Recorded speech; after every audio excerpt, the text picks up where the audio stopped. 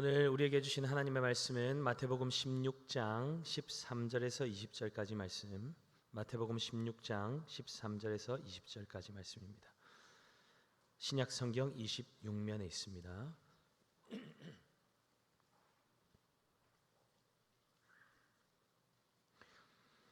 마태복음 16장 13절에서 20절까지 말씀, 우리가 함께 말씀 읽도록 하겠습니다. 예수께서 빌립보 가이사랴 지방에 이르러 제자들에게 물어 이르시되 사람들이 인자를 누구라 하느냐? 이르되 더러는 세례 요한, 더러는 엘리야, 어떤 이는 예레미야나 선지자 중에 하나라 하나이다. 이르시되 너희는 나를 누구라 하느냐? 시몬 베드로가 대답하여 이르되 주는 그리스도시요 살아계신 하나님의 아들이시니이다. 예수께서 대답하여 이르시되 바요나 시몬아, 내가 복이 있도다. 이를 내게 알게 한 이는 혈육이 아니요 하늘에 계신 내 아버지시니라. 또 내가 내게 이르노니 너는 베드로라. 내가 이 반석 위에 내 교회를 세우리니 음부의 권세가 이기지 못하리라. 내가 천국 열쇠를 내게 주리니 내가 땅에서 무엇이든지 매면 하늘에서도 매일 것이요 내가 땅에서 무엇이든지 풀면 하늘에서도 풀리리라 하시고, 이에 제자들에게 경고하사 자기가 그리스도인 것을 아무에게도 이르지 말라 하시니라. 아멘. 믿음의 지체들 함께 인사하도록 하겠습니다. 여러분 얼굴 근육을 좀 푸시고 미소를 장착하시고, 네, 좋습니다. 네, 인사하도록 하겠습니다. 함께 예배드리게 돼서 너무 좋습니다.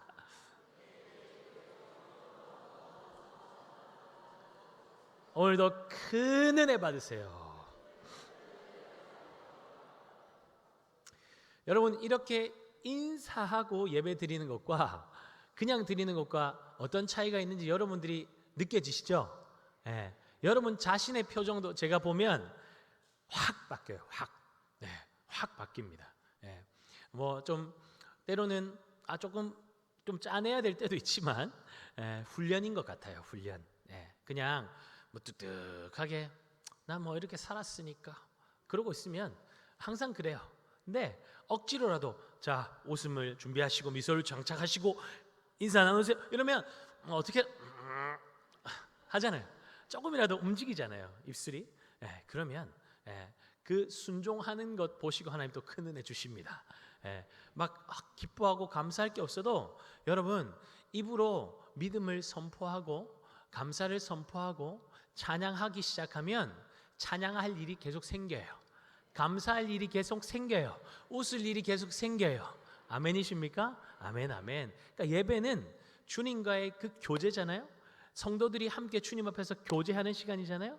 그러니까 함께 즐거움 가운데 기쁨 가운데 드려지는 것이 마땅한 줄 아래요. 감사합니다. 함께 또 이렇게 예배 드리게 돼서 너무 좋습니다. 너무 좋습니다. 여러분의 후원과 기도로 단기 선교가 은혜 가운데 마칠 수 있었습니다. 함께 마음 모아서 기도해 주시고 후원해 주신 모든 성도님들께 감사드립니다. 저는 윤디도 권한나 선교사님이 섬기시는 태국 뉴비전 교회를 말로만 들었었고 사진으로만 보고 알고 있었는데, 이번에 가서 현장에서 보니까 이 교회를 얼마나 아름답게 지었는지 너무나 감동이 되었습니다.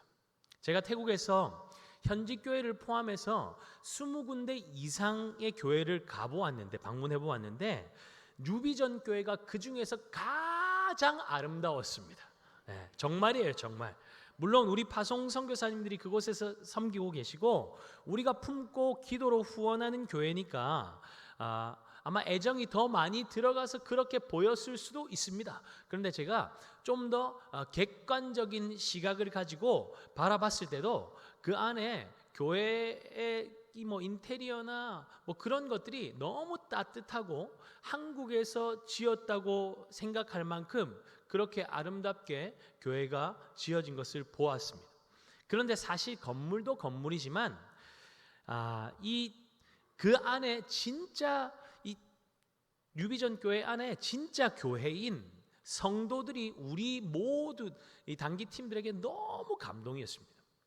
얼마나 그들이 순수하고 순전한 열정을 가지고 교회를 섬기고 있는지 또 선교사님이 이들을 얼마나 사랑으로 품고 눈물과 헌신으로 그들을 주님의 제자로 세워가고 있는지 직접 눈으로 확인하는 시간이 되어서 더욱더 큰 감동이 되었습니다.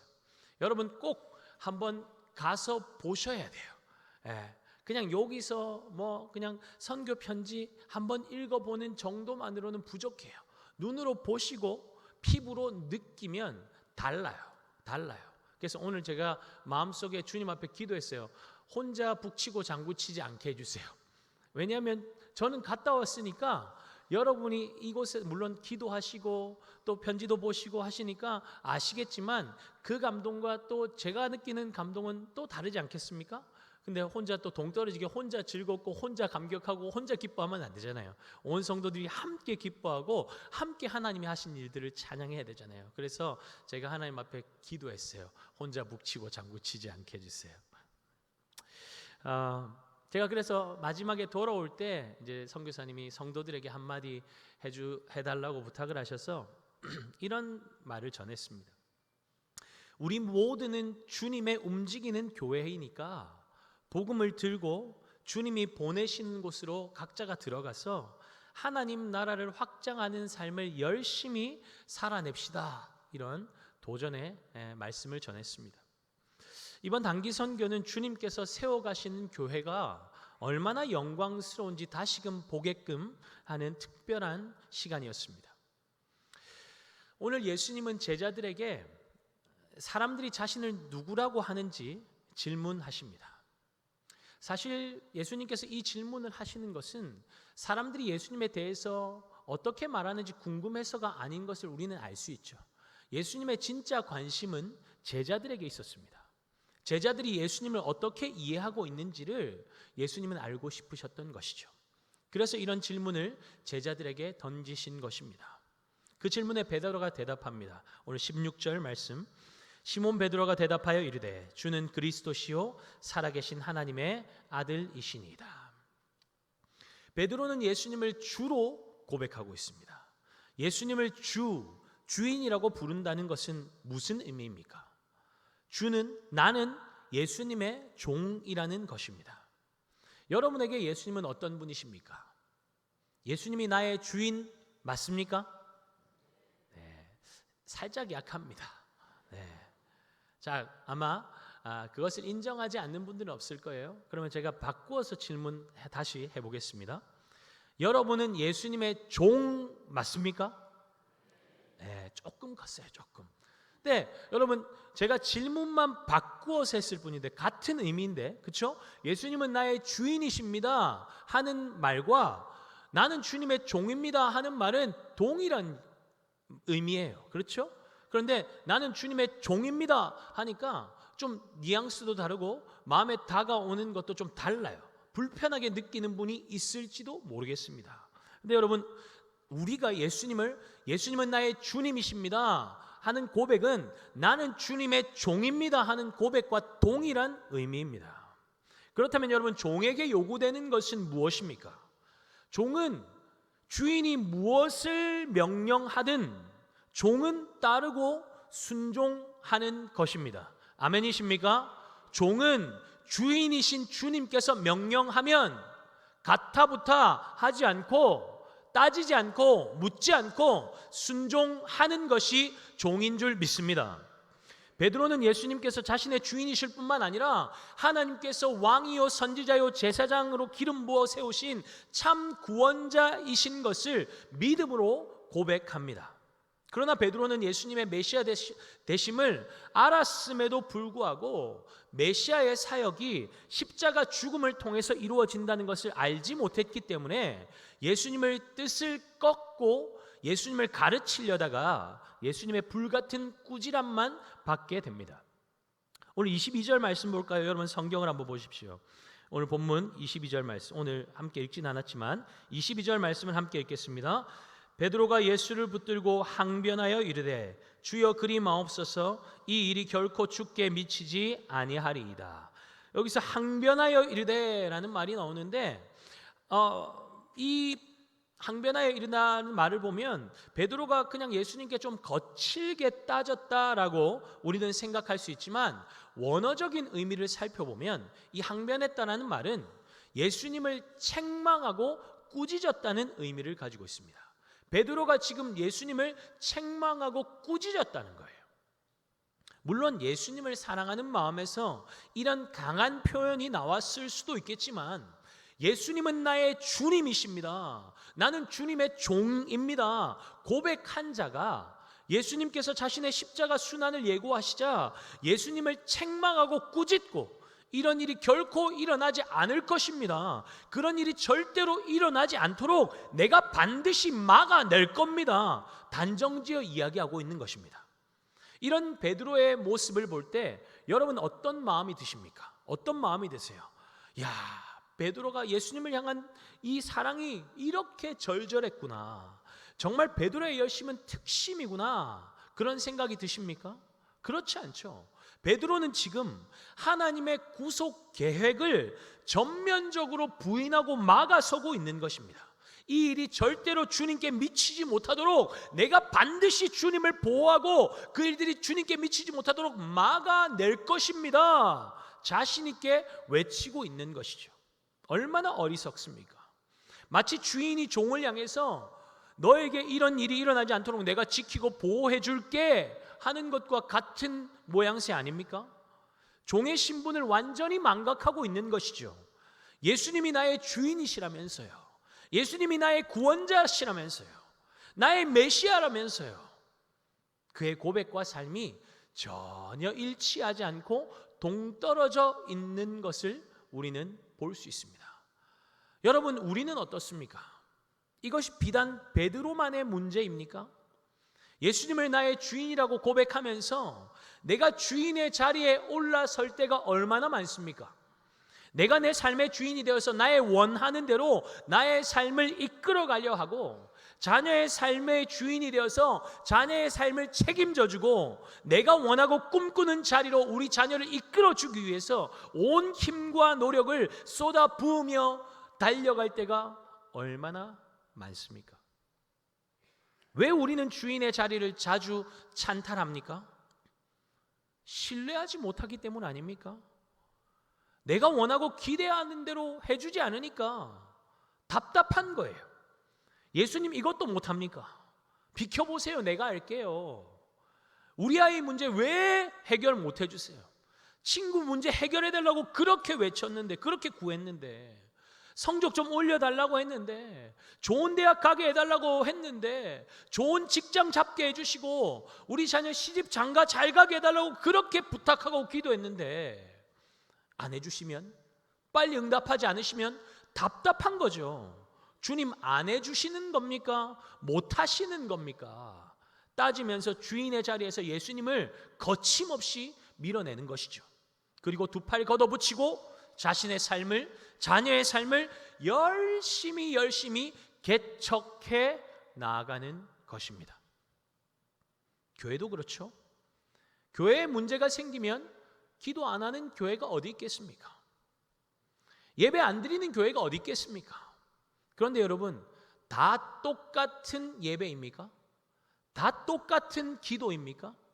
여러분, 우리가 지금 한 시간에, 동일한 시간에 동일한 장소에서 예배 드리고 있지만 우리의 예배를 받으시는 하나님께서 다 똑같은 평가를 하고 계실까요? 그렇지 않아요. 달라요. 이번에 온 성도님들의 관심과 후원과 기도로 정말 은혜로운 단기 선교를 다녀왔는데, 선교도 마찬가지입니다. 많은 교회들이 선교합니다. 그런데 선교라고 다 같은 선교일까요? 기도하고 예배드리고 선교하는 것 너무나 중요하지만, 그래서 모든 교회들이 다 하고는 있지만 그 중심에 누가 있는지 정말 잘 살펴보고 주님 앞에서 순간순간 우리의 동기를 점검하지 않으면 어떠한 일이 벌어지는 줄 아십니까? 어떠한 일이 벌어질 것 같습니까? 주인이 바뀌는 일이 아주 자주 발생합니다. 기도의 중심에, 예배의 중심에 내가 자리 잡고 앉아 있는 겁니다. 오직 내 필요와 내 만족을 위해서 기도하는 거죠. 선교도 나를 위해서, 내 교회를 위해서 하는 거죠. 사랑하는 여러분, 열심히 하는 것보다 중요한 건 무엇인지 아시죠? 목적과 방향입니다. 우리의 열심의 방향이 어디를 향하고 있습니까? 나입니까? 주님입니까? 교회의 명성입니까? 주님입니까? 교회를 위한 것이 곧 주님을 위한 것인 것처럼 하지만 그 이면에 나를 알리고 교회를 알리고 나의 공로와 나의 열심을 드러내려 하고 있다면 결국 나를 돋보이게 하기 위해서, 교회를 돋보이게 하기 위해서 주님의 이름을 이용하는 것밖에 되지 않는 것입니다. 주님을 도구화하는 것이죠. 선교 많이 해봤다고 나만의 방식과 나만의 생각으로 선교를 정의하고 또 교회가 선교의 중심에 버티고 서 있다면 이미 오래전에 주님은 주인의 자리에서 쫓겨난 것입니다. 교회를 위한다는 미명하에 주님을 쫓아낸 것이죠. 사랑하는 여러분, 선교는 누가 합니까? 선교사입니까? 교회입니까? 노회입니까? 선교의 특심을 가진 사람입니까? 모두 다 아닙니다. 선교는 하나님이 하십니다. 선교는 하나님이 하십니다. 돈으로 하는 거 아니에요. 열심으로 하는 거 아니에요. 선교는 하나님이 하십니다. 선교 정책 중요하죠. 선교 전략 중요하죠. 그러나 그것보다 중요한 것은 무엇입니까? 하나님의 뜻입니다. 하나님의 뜻이 이루어지는 것이 중요합니다. 왜냐하면 선교의 주체는 하나님이시기 때문입니다. 하나님은 지금도 살아계시고 지금도 우리의 삶 가운데 역사하시는 분이십니다. 지금도 열방 가운데 일하시는 분이 여호와 하나님이십니다. 사랑하는 여러분, 우리는 그 하나님을 섬기는 것입니다. 예배는 하나님의 원래 자리를 하나님께 돌려드리고 우리 본래 자리로 돌아가는 시간입니다. 주인의 자리를 내가 차지한지도 모른 채 주인 행세하며 살다가 예배 자리에서 정신 차리고 내 자리로 돌아가는 것, 그것이 예배입니다. 혹시 주님의 자리를 내가 차지하고 앉아 있습니까? 정신 차리고 자신의 자리로 돌아가는 은혜가 있기를 예수님의 이름으로 축복합니다. 그게 복받는 길이에요. 주는 그리스도시요 살아계신 하나님의 아들이십니다. 이것이 성도에게 있어야 할 고백인 줄 믿습니다. 우리 주님은 그리스도이십니다. 우리의 구원자이십니다. 우리 주님은 지금도 살아계신 하나님의 아들이십니다. 그런데 많은 사람들이 이 사실을 믿지 않죠. 예수님 믿는다고 말하면서도 문제와 어려움을 만나면 예수님을 마치 죽은 분처럼 대하는 분도 있습니다. 그러니 주인의 자리에서 주인의 자리에 자기가 올라서는 것이죠. 사랑하는 여러분, 믿지 않는 우리 가정에 구원의 역사를 보기 원하십니까? 구원의 역사를 보기 원하세요? 그렇다면 주님을 인정하시기 바랍니다. 주님은 그리스도이십니다. 나의 주인이십니다. 내 자녀, 내 배우자의 주인이십니다. 가정의 주인은 그리스도 주님 한 분밖에 없습니다. 우리의 가정을 책임지실 분도 주님밖에 없습니다. 왜냐하면 주님은 살아계신 하나님의 아들이시기 때문입니다. 아멘이십니까? 혹시 주님의 자리를 내가 차지하고 있다면, 다른 누군가가 차지하고 있다면 그 자리를 주님께 다시 돌려드리는 저와 여러분 되시기 바랍니다. 그러면 주님의 역사는 반드시 일어나게 되어 있습니다. 그분은 나 같은 자를 구원하셨고 변화시키신 능력의 주님이십니다. 나 같은 자를 변화시키셨다면 내 남편, 내 자녀, 내 사랑하는 가족도 변화시킬 수 있지 않겠습니까?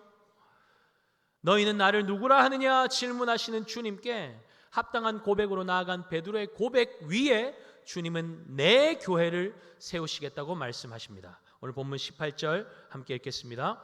또 내가 내게 이르노니 너는 베드로라.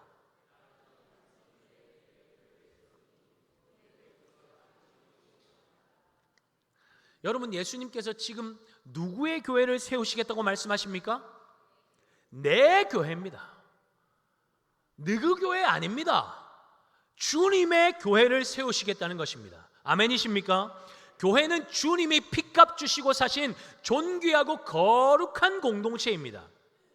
교회를 위해서 여러분이 수많은 눈물을 흘렸고 땀과 헌신을 드렸고 여러분의 청춘을 드리며 희생했고 여러분의 귀한 삶을 다 바쳤다고 할지라도 교회는 누구 것이라는 것입니까?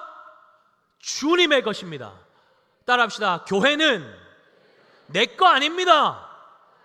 교회는 주님의 것입니다. 아멘이십니까? 주님의 것이니 이 교회를 누가 책임지고 누가 세워가신다는 것입니까? 주님이 세워가신다는 것입니다. 교회에 아무리 문제가 많고 탈이 많다고 할지라도 주님께서 친히 변화시켜 가신다는 것입니다. 교회를 나뉘게 하고 교회를 무너뜨리려고 하는 사단의 공격이 아무리 극심하다고 할지라도 음부의 권세는 죽었다가 깨어나도 교회를 무너뜨리지 못할 것입니다. 왜입니까? 죽음의 권세를 밟아 누르시고 승리하신 주님께서 주님의 몸된 교회를 친히 지키고 보호하시고 이끌어가고 계시기 때문인 줄 믿습니다. 사랑하는 여러분, 주님의 몸된 교회가 아무리 문제가 많고 약해 보인다고 할지라도 교회는 승리합니다. 주님이 세우신 교회는 이 약한 세대의 유일한 대안입니다. 왜입니까? 주님께서 천국의 열쇠를 교회에게 주셨기 때문입니다. 19절 말씀 볼까요? 내가 천국 열쇠를 내게 주리니 내가 땅에서 무엇이든지 매면 하늘에서도 매일 것이요 내가 땅에서 무엇이든지 풀면 하늘에서도 풀리리라 하시고, 주님께서 성도들의 신앙의 고백 위에, 고백의 중심인 예수 그리스도 위에 교회를 견고하게 세우시고 세상 한가운데로 부르신 교회에 천국 열쇠를 맡기신 이유가 무엇입니까? 왜 맡기셨을까요? 왜 교회에 그 천국의 열쇠를 맡기셨을까요? 매고 풀라고 주신 것입니다. 네가 땅에서 무엇이든지 매면 하늘에서도 매일 것이요 내가 땅에서 무엇이든지 풀면 하늘에서도 어떻게 하시겠다고요? 풀리리라. 할렐루야. 여러분, 매고 푸는 천국의 열쇠는 무엇입니까? 예수 그리스도 아닙니까? 예수 그리스도의 이름에 능력이 있습니다. 예수 그리스도의 이름에 생명이 있습니다. 그 생명의 이름, 그 능력의 이름을 외치니까, 믿음으로 외치니까 풀리고 묶이는 것 아니겠습니까? 그 이름을 부를 때에 사망에서 생명으로 옮겨지고 우리 앞에 구원의 문이 열린 것 아닙니까? 어떤 목사님께 한 성도가 찾아와서 이런 질문을 했다고 합니다. 목사님, 천국의 열쇠는 도대체 어디 있습니까? 어디 있습니까? 여러분 한번 마음속으로 답해 보세요. 천국의 열쇠 어디 있어요?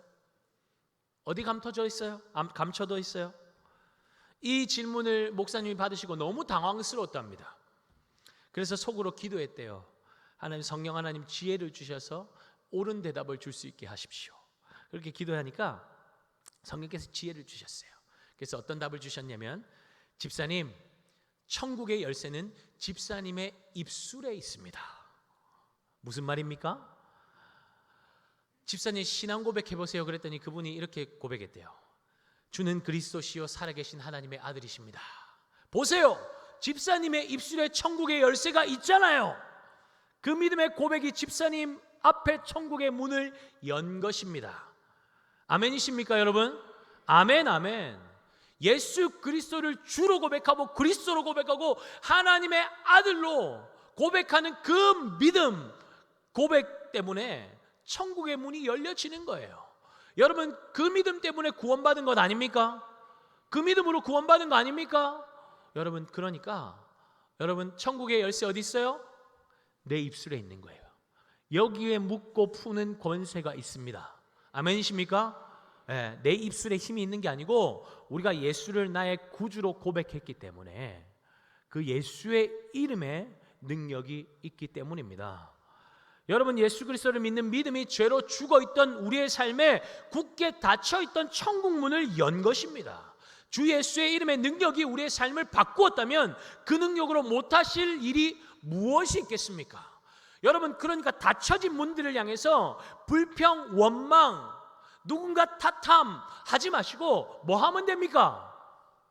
예수의 이름을 믿음으로 선포하는 거죠. 예수의 이름 앞에 열려질지어다. 계속 사단이 우리를 공격하고 넘어뜨리려고 주님으로부터 멀어지게 만든다. 뭐 해야 돼요?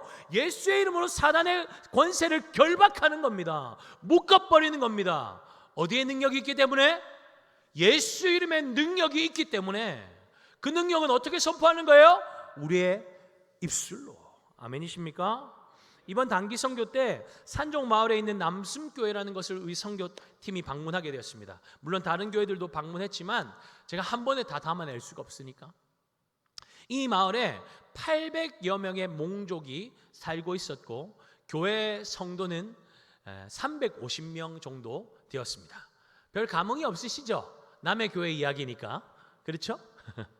목사님이 처음 이 마을에 왔을 때 무당들의 극심한 방해 때문에 단 한 사람도 전도할 수가 없었다고 합니다. 자, 그러면 어떻게 해야 될까요? 여러분이라면 어떻게 하시겠어요? 복음 전하러 갔어요. 무당들이 방해해요. 그래서 사람들이 무서워서 교회 못 나와요. 뭐 하시겠어요? 그래서 목사님이 작정한 것이 바로 기도였습니다. 매일 아침마다 마을을 돌면서 땅밟기를 하면서 기도를 시작한 것이죠. 그런데 여러분, 어떤 일이 일어났을까요? 전도를 그렇게 방해하던 마을에 있던 5명의 무당이 2달도 안 되어서 1명도 아니고 2명도 아니고 5명 모두 다 죽어버렸답니다. 그때부터 전도가 되기 시작했고, 그렇게 남순교회 성도들이 1명, 2명 전도되어서 지금 350여 명에 이르게 된 것입니다. 할렐루야. 여러분, 뭐 해야 돼요? 뭐 해야 돼요? 닫혀 있으면 뭐 해야 돼요? 기도로 열어야 되는 것이죠. 사단이 방해하면 뭐 해야 돼요? 기도해야죠. 기도로 사단의 권세를 묶어내야죠. 여러분, 절대로 이것은 우연히 일어난 일이 아닙니다. 교회에서 뭐 대단한 거 해줬겠어요? 옛날에 교회 오면 뭐 선물도 주고 뭐 재밌는 영화도 보여주고 뭐 그러니까 교회에 그냥 북만 치면 모여들었잖아요. 그거 아니에요, 여러분. 하나님이 하신 거예요. 기도 가운데 하나님이 역사하신 거예요. 주님께서 묶고 푸는 권세를 누구에게 주셨다고 말씀합니까? 교회에게 주셨다고 말씀합니다. 교회가 이 권세와 능력을 경험하려면 어떻게 해야 할까요? 사용해야 하는 것이죠. 기도해야 하는 것이죠. 결국 기도 외에는 다른 유가 날 수 없다는 것입니다. 몽족은 일부 다처제입니다. 그것도 문제지만 이 남성들이 여성을 취하는 방식은 가히 충격적이었습니다.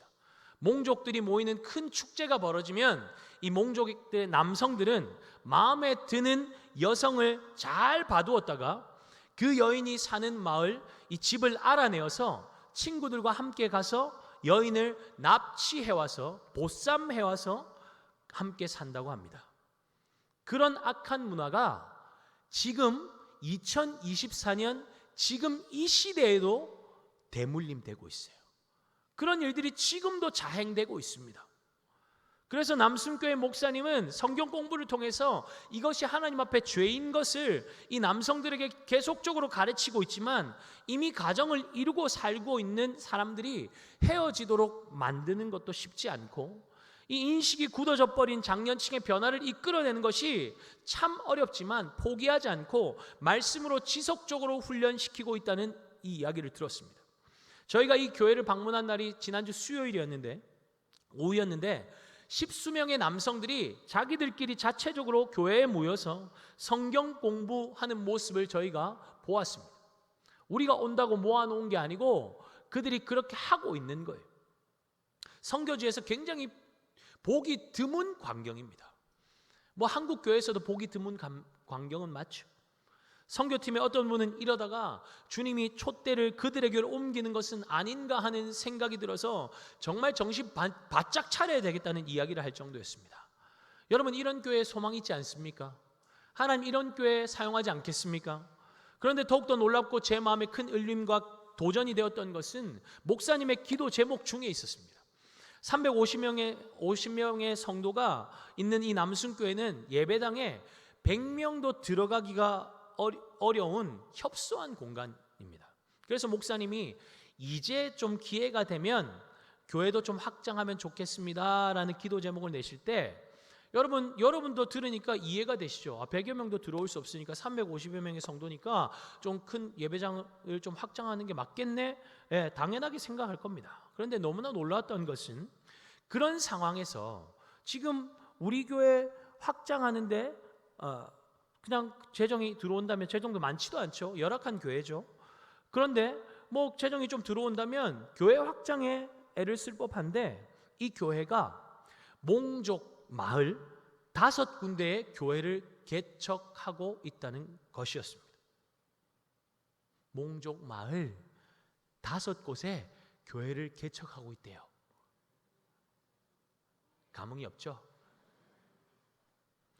그것도 그냥 마을 5군데 정도만 아니라 한 군데는 나라를 넘어서 라오스, 라오스까지, 라오스에 있는 몽족에게까지 교회 개척을 하고 있는 거예요. 여기서 여러분 생각하면 교회 개척하니까 건물 생각하죠? 아니에요. 교회 개척을 한다는 것은 주님의 제자 세워서 그들로 하여금 가정에서 모이게 만들고, 그렇게 교회가 필요해지면 그때 교회 건축을 하는 겁니다. 근데 그렇게 교회 개척을 5군데나 하고 있다는 거예요. 지금 우리 교회 모일 장소도 부족한데 다른 교회를 개척할 재정으로, 그들을 섬길 재정으로 먼저 우리 교회 먼저 확장하는 것이 맞는 것 아닙니까? 충분히 그럴 수 있는데 당장 내 교회의 필요를 채우고 몸집을 불리기보다는 자신들의 옥합을 깨뜨려서 복음이 필요한 것에 복음을 전하고 주님의 사람들을 세우고 교회를 세우는 모습에 저는 너무나 큰 도전을 받았습니다. 우리는 우리의 필요를 채우는 것에만 집중합니다. 일단 우리 가정부터 챙기고 우리 교회부터 잘 되고 나면 그 다음에 다른 이도 돌아볼 수 있다고 생각하죠. 틀린 생각은 아닙니다. 그런데 여러분, 우리의 필요가 다 채워져서 만족함이 임하고 더 이상 내 삶의 부족함을 느끼지 않을 때가 과연 올까요? 여러분, 그런 때가 과연 여러분의 삶에 있었습니까? 있습니까?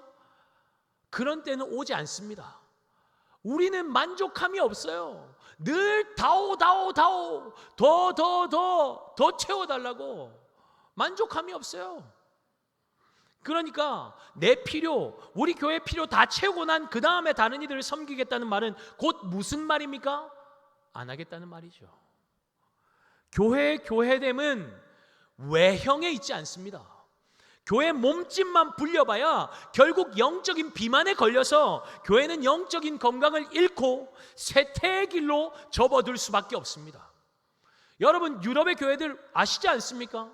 삐까뻔쩍하게 아주 멋지게 지어놨어요. 보면 감탄이 되죠. 그런데 지금 뭐 남아있어요? 건물만 남아있어요. 건물도 그냥 나이트클럽에 발려서 교회 건물이 그냥 음란 파티를 즐기는 곳으로 바뀌어버렸다고요. 해교 사원으로 바뀌어버렸다고요. 외형이 남는 게 아니에요. 사람이 남는 거예요. 예수의 제자가 남는 거예요. 교회는 끊임없이 뭐 해야 됩니까? 비본질적인 비계 덩어리들을 걸러내고 잘라내야 합니다. 어떻게 잘라내고 걸러냅니까? 본질에 집중하는 거죠. 교회의 본질이 무엇입니까? 복음 전하는 것 아닙니까? 전도와 선교 아닙니까? 예수 그리스도의 생명의 복음으로 죽어있는 영혼들을 살려내고 이 땅 가운데 하나님 나라를 확장하는 일에 교회는 부름 받았습니다.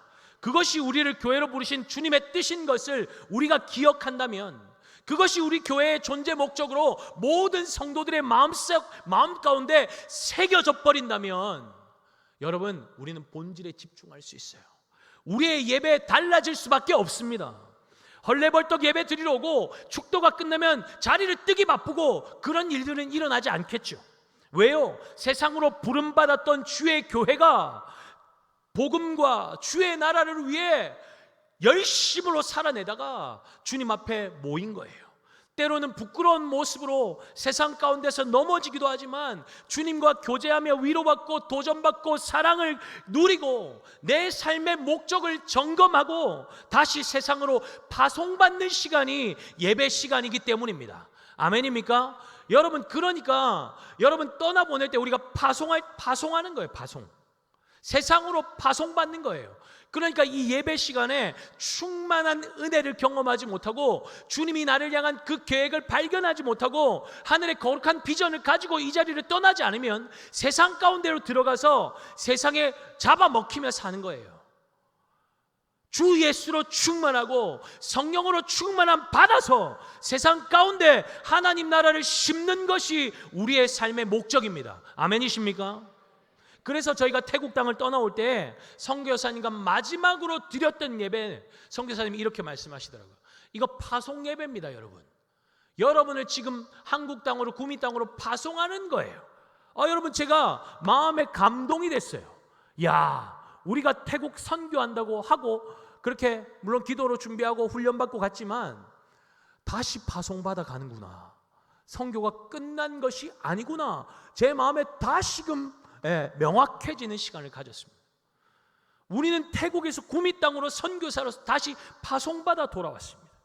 단기팀이 태국에 가서 언어도 통하지 않지만 선물과 전도지를 들고 동네로 나가서 손짓발짓하면서 프라예수 라쿤, 예수님은 당신을 사랑하십니다 외치며 복음을 전하고 예수 그리스도의 몸된 교회의 지체들과 사랑의 교제를 나누고 전쟁을 피해서 자신의 나라를 떠나서 산지로 들어와서 전기도 들어오지 않는 곳에서 고된 노동을 하면서 고통을 잊기 위해서 마약을 하다가 중독되어 버리고 폭력과 음란과 어둠 가운데 절망하며 아무런 소망 없이 살아가고 있는 영혼들을 품고 기도했던 모든 시간들은 주님께서 우리에게 맡기신 천국의 열쇠를 가지고 메고 푸는 권세를 사용하는 시간이었다고 저는 확신합니다.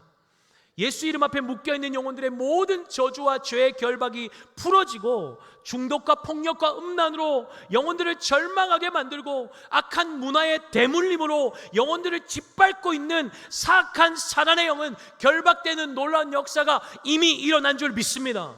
지금 당장은 알 수 없지만 주님의 때에 우리가 만났던 영혼들이 주님께로 다시 돌아오게 될 것을 믿음으로 선포합니다.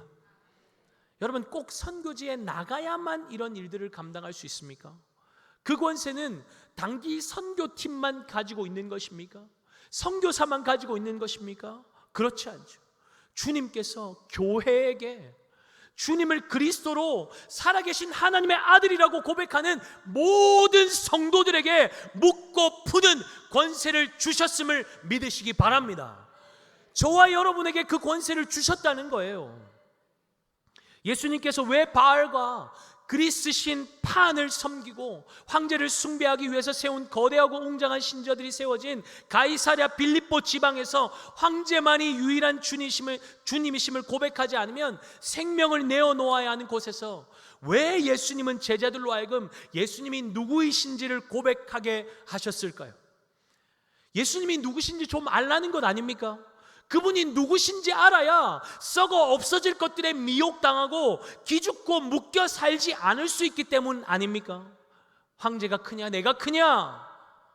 주님은 교회를 향해 질문하십니다. 문제와 상황이 크냐 내가 크냐? 세상이 크냐 내가 크냐? 너희에게는 누가 더 크냐? 너희의 마음을 사로잡고 있는 것이 무엇이냐? 주님 물으시는 것입니다. 사랑하는 여러분, 세상보다 크신 분이 우리 주님이신 것을 믿으시기 바랍니다. 우리 앞에 닥친 문제가 아무리 크다고 할지라도 우리 주님보다 크지 않습니다. 주님이 나의 주님이 맞다면, 주님이 나의 그리스도가 맞다면, 우리 주님께서 살아계신 하나님의 아들이심을 정말로 믿는다면 주님의 이름을 선포하시기 바랍니다. 산과 같은 문제를 향해 외치세요. 큰 산아 내가 무엇이냐? 네가 주님 앞에 평지가 될지어다. 거센 풍랑에 압도되어서 불안해하고 있는 나의 영혼을 향해 외치세요. 묶여있는 우리 자녀의 영혼을 향해 외치세요. 나의 영혼아 잠잠히 여호와만 바랄지라다. 너의 소망이 그에게서 나는도다. 내 사랑하는 자녀를 두렵게 만들고 가정을 주님께로 나오지 못하게 만드는 너악한 마귀 사단은 예수 이름 앞에 묶임받고 떠나갈지어다. 예수 이름 앞에 믿지 않는 가족들의 마음은 열려질지어다. 우리는 묻고 푸는 천국의 열쇠를 가진 자들입니다. 그 권세를 사용하는 저와 여러분 되시기 바랍니다. 어떻게 사용해야 합니까? 기도해야죠. 여러분, 믿음이 갑자기 생깁니까? 기도의 능력이 갑자기 생깁니까? 교회를 핍박하던 무당이 갑자기 죽었습니까? 교회가 갑자기 능력을 갖추게 되었고 갑자기 부흥됩니까? 갑자기는 없습니다. 갑자기는 없어요. 기도해야 역사가 일어납니다. 기도의 자리에 앉아야 주님의 역사를 보게 될 것입니다. 교회를 교회되게 하고 예배를 예배되게 하소서, 우리를 사용하소서, 우리가 자주자주 고백하고 있지 않습니까? 여러분, 교회가 교회되고 예배가 예배되는 건 갑자기 일어나지 않습니다. 이 예배당이 눈물의 기도로 채워져야 합니다. 가정이 갑자기 주님 잘 믿는 가정 되지 않습니다. 눈물의 기도가 차야 주님의 역사가 일어나는 것입니다. 사랑하는 여러분, 기도의 자리로 나오십시오. 은혜의 자리로 나오십시오. 새벽 기도 가야 되는데, 수요 예배 이전엔 잘 나갔는데, 금요 예배도 좋다고 하는데 한번 가봐야 될 낀데, 언제까지 건데 하고 있을 겁니까? 언제까지 점점점 하고 있을 겁니까? 기도해야 하는데 거기 역사 없다니까요. 기도의 자리에 앉아야 역사가 일어난다니까요. 기도해야 묻고 푸는 권세를 경험할 수 있다니까요. 마음을 일으키고 몸을 일으켜서 나와야 은혜를 경험하는 겁니다. 오늘 못 왔으면 내일 다시 도전하고, 내 의지로 안 될 것 같으면 믿음의 지체들에게 나 좀 데리고 가라고 부탁하시고, 기도의 능력을 안다면 적극적으로 움직이는 것이죠. 여러분, 기도의 바람이 불면 역사는 일어나는 줄 믿습니다. 기도의 바람이 불려면 어떻게 해야 돼요? 우리 한 사람 한 사람이 기도해야 하는 것입니다. 기도의 자리에 앉아야 하는 것입니다. 하나님이 일으키시는 놀라운 역사가 교회뿐만 아니라 가정에도 내 삶에도 일어나는 것을 언제 보게 됩니까? 기도의 자리에 앉을 때 그것을 보게 될 줄 믿습니다. 우리 주님, 음부의 권세가 이기지 못하는 내 교회를 세우겠다 약속하셨는데, 그 일에 저와 여러분을 불러주신 것을 기억하고 기도의 자리에서 주 예수의 이름의 권세를 마음껏 사용하여서 주님 나라 확장하는 데 쓰임받는 우리 구미강동교회 모든 성도들 되시기를 예수 그리스도의 이름으로 축복합니다. 아멘. 우리